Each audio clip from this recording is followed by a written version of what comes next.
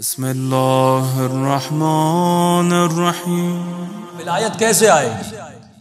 آج سب سے جو امپورٹنٹ ترین بحث اور موضوع اور ٹاپک ہے وہ یہ ہے کہ سب لا الہ الا اللہ کو مان رہے ہیں، سارے مسلمان محمد رسول اللہ کو مان رہے ہیں، نماز پڑھ رہے ہیں، روزہ رکھ رہے ہیں، حج کر رہے ہیں، لیکن مسئلہ کیا ہے کہ انہوں نے جب خدا کو مانا تو اپنے عقل کے ذریعے سے نہیں مانا۔ آج فکری مسلمان بہت ہیں، عقلی مسلمان بہت کم ہیں، جسے ہم کہتے ہیں خیالی مسلمان۔ سمجھ رہا ہے کہ میں مسلم ہوں، لیکن اگر عقلی طور پر پوچھا جائے یہ ثابت نہیں کر سکتا۔ آج پوچھا جائے کسی مسلمان سے خدا ہے تو کہے گا ہے، بھائی ثابت کرو ہے، مجھے تو نظر نہیں آ رہا ہے، تو کیسے ہے؟ اگر اس نے اپنے رب کو عقل سے نہیں مانا یہ کبھی بھی ثابت نہیں کر پائے گا۔ تو فرمایا عقلی شیعہ بنو، خیالی شیعہ نہ بنو، عقلی مسلمان بنو، خیالی مسلمان نہ بنو۔ خیالی مسلمان وہ ہے جو گھر میں پیدا ہو اور یہ سمجھ رہا ہے کہ میں حق پر ہوں۔ آج ہر مسلمان یہ سمجھتا ہے میں حق پر ہوں۔ کتنے فرقے بنے، ہر فرقہ کہتا ہے میں حق پر ہوں۔ کیا یہ ممکن ہے ہر فرقہ حق پر ہو؟ ایک ہوگا جو حق پر ہوگا، اور وہ ہوگا جس نے اپنی عقل سے استفادہ کیا۔ اور قرآن بارہا کہتا ہے افلا یعقلون، تو سوچتا کیوں نہیں، تعقل کیوں نہیں کرتا؟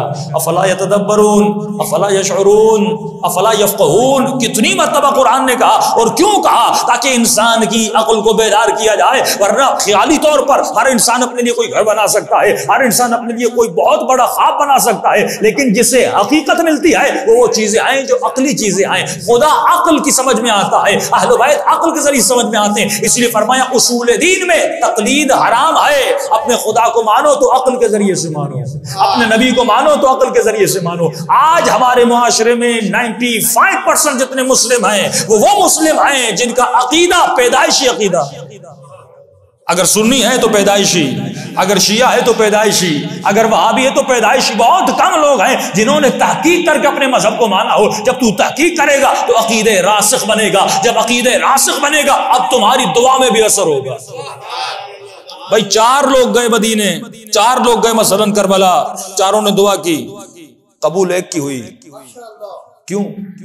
کیونکہ دعا کرنے کے طریقے میں فرق تھا، ان تینوں کے عقیدوں میں فرق تھا۔ کبھی کبھی ہم فارملٹی کے طور پہ دعا کرتے ہیں، بھائی خدا نے کہا مانگو میں مانگ رہا ہوں، لیکن کبھی کبھی حقیقتاً میں دعا کرتا ہوں۔ یہ واقعہ نادر شاہ کا واقعہ سن لیجئے کہ نادر شاہ ایرانی بادشاہ ہے، ایک دفعہ گزر رہا تھا، اس کی نگاہ نواز رسول امام علی الرضا کے روزے پر پڑی، اور اس نے اپنے سپاہیوں سے پوچھا یہ کس کا روزہ ہے؟ کہا کہ یہ نبی کے نواسے علی کے بیٹے فاطمہ کے پھول علی الرضا کا روزہ ہے۔ کہ اتنے لوگ کیوں جا رہے ہیں؟ کہا کہ نبی کا نواسہ ہے، اور اللہ نے خود کہا وابتغوا الیہ الوسیلہ، وہ نیک بندوں کے پاس جانے پر خوش ہوتا ہے، اور اگر ان کے در سے شفاعت مانگی جائے تو اللہ عطا کرتا ہے۔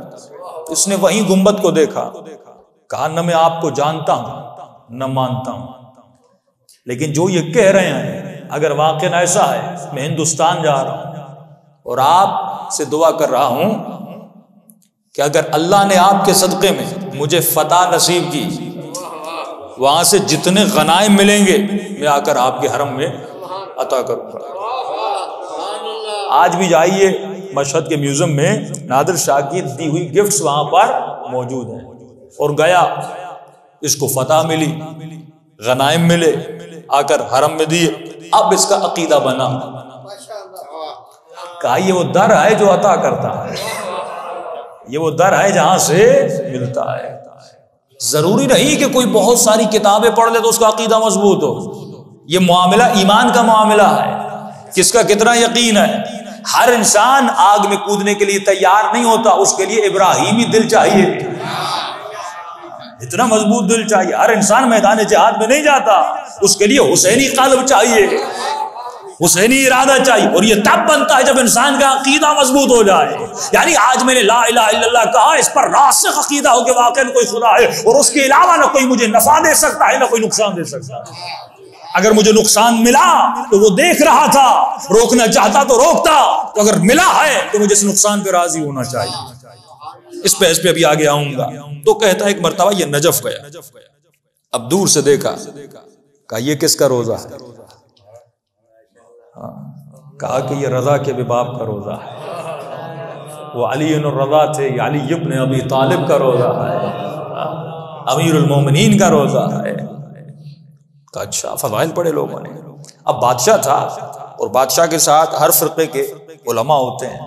کہ جیسے نجف میں داخل ہوا، مولا کا دروازہ سامنے، اب اس نے کہا کہ یہ تو بہت بڑی شخصیت ہے، داماد رسول ہیں، فاتح خیبر و خندق ہیں، جن کی تلوار کے صدقے میں مسلمانوں کو فتح ملی۔ کہا کہ جب یہ مشرکین تمہارے گھروں پر حملہ کرتے تھے تو بھیڑ بکریوں کی طرح بھاگ جاتے تھے، تجھے اگر کسی نے بچایا تو علی کی تلوار نے بچایا۔ تو کہا اتنی بڑی شخصیت ہے، تو اپنے ساتھ حواریین سے پوچھا جتنے علماء تھے، کہا کہ علی کی خدمت میں کیسے جانا چاہیے؟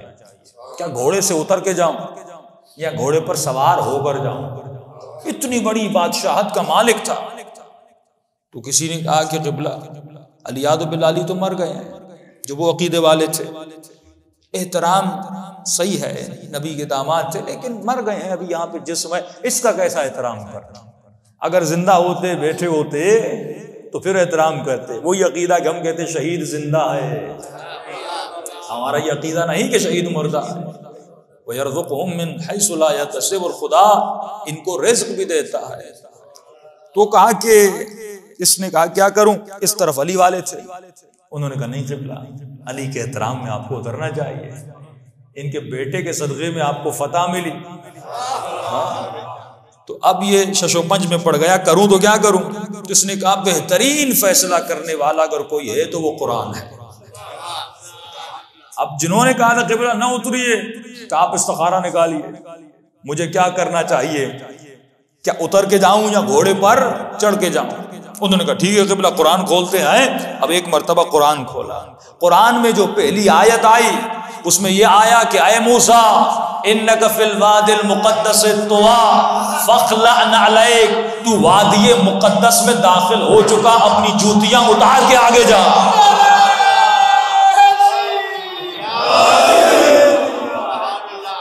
جوتیاں اتار کے آگے جا۔ اس نے کہا میں تو اترنے کی بات کر رہا تھا، مجھے تو حکم ملا اتروں اور جوتیاں بھی اتار کے جاؤں۔ اب یہ نادر شاہ کا اپنے ذہنی عقیدہ تھا، اب نہیں کہتے ہم عالم ہے، اس نے جو کیا ہمیں کرنا چاہیے۔ یہ آج بھی آپ جب عراق جائیں گے تو آپ کو ایسے ایسے مومنین نظر آئیں گے جو یہ ایکٹ اور یہ کام کرتے ہوئے نظر آتے ہیں۔ اس نے کہا اتنا احترام علی ابن ابی طالب کا، اور قرآن کی ایسی آیت نکلی ہے، اس نے کہا میں تو بہت بڑا گنہگار ہوں، اور قرآن کہتا ہے جو گناہ کرے وہ حیوان ہے، وہ انسان نہیں ہے۔ اس نے کہا علی کی خدمت میں ایسے جاؤں گا جیسے کوئی حیوان جاتا ہے۔ آج بھی میں نے بعض شیعوں کو یا ظاہرین کو دیکھا ہے جو اس حالت میں جاتے ہیں، اس نے گھٹنے زمین پر رکھے، ہاتھ زمین پر رکھے، اور ایسے چل کے گیا جیسے کوئی حیوان جاتا ہے، اور یہ کہتا رہا کہ علی حیوان تھا، حیوان بن کے آ رہا ہوں، لیکن جب تیری زری سے موٹوں تو مجھے انسان بنا کے واپس لوٹا۔ ایسے گیا اور جیسے مولا کی زری پر پہنچا، پھر واپس اپنے قدموں پر چل کے اٹھ کے کھڑا ہو کر واپس آیا۔ اب جیسے گزرنے لگا مولا کے صحن میں پہنچا، جیسے اس نے صحن میں دیکھا بہت سارے لوگ ہیں جنہوں نے وہاں پر جو زری ہے وہ جگہ ہے وہاں پر رسیوں سے خود کو باندھا ہوا ہے۔ کہا اتنا رش کیوں ہے، یہ کون ہے؟ ان کو بلاؤ میری طرف۔ بلایا گیا کہ بھائی تمہارا کیا مسئلہ ہے؟ کہا مجھے آنکھیں نہیں ہیں۔ کہ یہاں پہ کیوں بندھے ہوئے ہو؟ کہ یہاں پر اس در سے آنکھیں مانگنے آیا ہوں۔ اچھا کتنی دیر ہو گئی؟ کہ 1 مہینہ ہو گیا۔ دوسرے سے پوچھ تمہارا کیا مسئلہ ہے؟ کہ میری کمر جھکی ہوئی ہے، کمر کی تکلیف ہے۔ تو یہاں پہ کیوں آیا ہے؟ شفا لینے آیا ہوں۔ کتنا عرصہ ہو گیا؟ مجھے بھی 2 ہفتے ہو گئے۔ اسی طرح مریضوں سے پوچھتا گیا، کوئی لنگڑا تھا، کوئی لوڑا تھا، کوئی بیمار تھا، کوئی کس طرح پریشان تھا، سب کو دیکھتا رہا اور تعجب میں کہتا ہے کہتا کتنی دیر ہو گئی؟ کسی نے کہا ہفتہ، کسی نے کہا مہینہ، کسی نے کہا 15 دن۔ اب ایک مرتبہ نادر شاہ کو غصہ آیا اور کھڑا ہو گیا، اپنے سپاہیوں کو کہا کہ علی کے حرم کے سارے دروازے بند کر دو، کہ ابھی صبح کا وقت ہے، میں شام کے وقت پہ آؤں گا، اگر تم میں سے کسی کو شفا ملی وہ حرم سے باہر جائے گا، اور اگر کسی کو شفا نہیں ملی میری تلوار اسے شفا دے گی۔ اب بادشاہ جابر اور ظالم ہوتے تصور کیجئے کہ بادشاہ نے حکم دیا، اب یہ چلا گیا، بہت منت کی قبلہ ہمیں شفا نہیں چاہیے، ہم ایسے ہی حرم سے جاتے ہیں، بس ہمیں یہی منظور ہے جو اللہ نے بنایا ہے۔ کہ نہیں، اتنے مہینے ہو گئے، علی کا اتنا ٹائم لیا ہے اور شفا نہیں ملی، ایسے تو نہیں ہوگا، اب شفا ملی تو ٹھیک ہے، نہیں ملی تو میں مار دوں گا۔ تو معاشرے میں کیا کرو گے کہ ایک مہینے سے بیٹھے ہو اور علی سے کچھ لے بھی نہیں سکے۔ اب یہ اس کا اپنا عقیدہ تھا، اب یہ چلا گیا، حرم کے سارے دروازے بند کر دیے گئے، اب ان کے مانگنے کا طریقہ بدل گیا۔ اب رو رو کے کہنے لگے علی مولا یا شفا دیجئے یا اس کی تلوار ہمیں مار دے گی، رونے لگے، یعنی صبح سے لے کر شام تک ایسا روئے کہ زندگی میں کبھی نہیں روئے۔ اب ایک مرتبہ شام ہوئی، نادر شاہ آیا، جس کی آنکھیں نہیں تھی اسے بلایا، کہا کیا ہوا؟ کہ علی نے آنکھیں عطا کر دی۔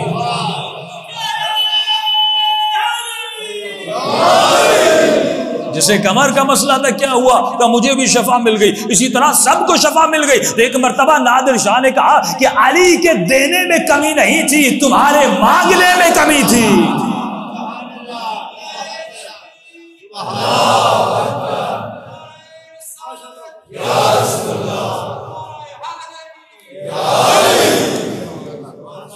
آج مسئلہ یہ نہیں کہ مسلم نہیں ہے، ہمیں طریقہ نہیں آتا۔